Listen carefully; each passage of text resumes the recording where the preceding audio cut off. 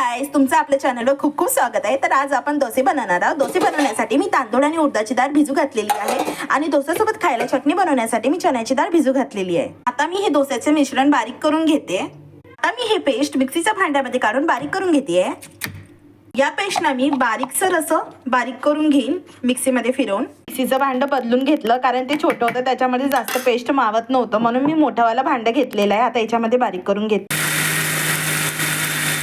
Fine paste मी बारीक करून घेतलेला आहे। तुम्ही कधी पण डोसे बनवताना असं फाईन बारीक केलेलंच पेस्ट यूज करा, जेणेकरून डोसे चांगले होतात। अशा प्रकारे मी सगळे तांदूळ आणि उडदाची डाळ बारीक करून घेणार आहे। जी मी चण्याची डाळ घेतली होती ना, ती चांगल्या प्रकारे बारीक करून घेतलेली आहे आणि दही घेतलेला आहे। दहीला आपण रवीने घुसळून घेऊ आणि त्याच्यात टाकू। बघा तुम्ही, दही ना आंबट घ्या, त्यामुळे चटणी आंबट होईल आणि छान लागेल। आणि दहीमध्ये थोडंसं पाणी घाला आणि पाणी घालून ते आपण रवीने घुसळून घेऊ।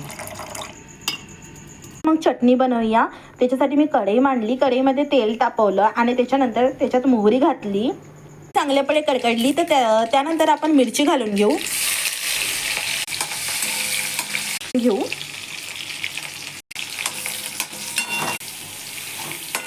हळद आणि मीठ घातल्यानंतर मी ती चण्याच्या डाळीचं जे पेस्ट केलं होतं ते पण टाकून घेतलं। आता त्यानंतर आपण त्याला चांगलं भाजून घेऊया। पॉट आहे, त्याच्यामध्ये पाणी टाकून आपण चांगल्या प्रकारे चांगलं हलवून आपण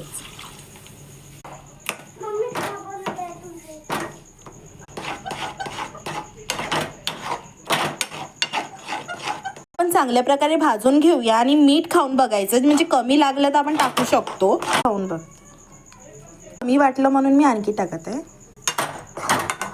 याला 5-10 मिनिट आपण झाकून ठेवूया। मग झाकल्यानंतर याला दही ते थंड झाल्यावर त्याच्यामध्ये ते आपण घुसळलेलं दही टाकून द्यायचं। रेडी आहे आपली चटणी सोबत खायला। सब फ्लेम लो करून मी याला झाकून ठेवलेला आहे। जोपर्यंत ही शिजत आहे तोपर्यंत प्लीज माझ्या चॅनलला तुम्ही सबस्क्राईब करा। मी नवीन आहे, हळूहळू माझं चॅनल ग्रो करत आहे, त्यामुळे प्लीज मला एक सबस्क्राईब करा प्लीज प्लीज। पेस्ट केलं आहे, त्याच्यामध्ये आता मी मीठ टाकून घेते, फिरवून घ्यायचं आणि डोसे करायला रेडी आहे। करून घेतलाय मी डोस्यामध्ये, माझी मम्मी म्हटलं म्हणून आपलेला आहे। मम्मी करून दाखवणार आहे वाटीनं पेस्ट।